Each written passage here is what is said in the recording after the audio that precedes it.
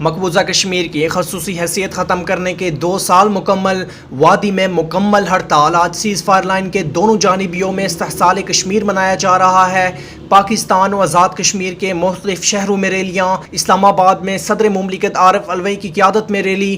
وزیر اعظم آزاد کشمیر سردار عبدالقیوم خان نیازی نے کہا کہ 5 اگست کے بھارتی اقدامات کشمیریوں کو اقلیت میں بدلنے کی سازش ہے۔ قابض بھارتی افواج نے ماورا عدالت قتل کیے اور انسانی حقوق پامال کرنے کی انتہا کی، مگر کشمیریوں کو حوصلہ پست نہ کر سکی۔ مزید بولے 5 اگست کے اقدامات کو واپس کروائیں گے۔ مودی جیسا فاشسٹ ہماری قربانیوں کو ہرا نہیں سکتا۔ دوسری جانب وفاقی وزیر امور کشمیر اور گلگت بلتستان علی امین گنڈاپور نے یوم استحصال کشمیر کے موقع پر پیغام دیتے ہوئے کہا کہ مقبوضہ کشمیر میں 5 اگست 2019 کے بھارتی غیر قانونی اور یک طرفہ اقدامات کو 2 سال مکمل ہو چکے۔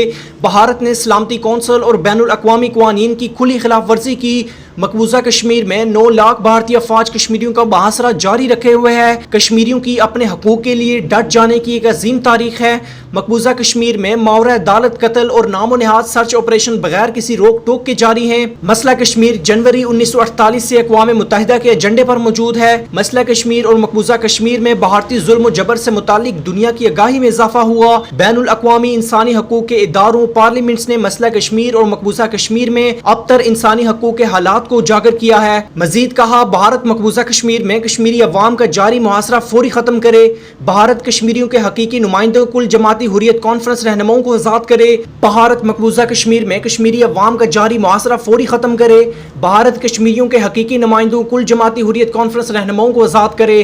مسئلہ کشمیر کا منصفانہ حل جنوبی ایشیا میں دیر پا امن اور استحکام کو یقینی بنائے گا۔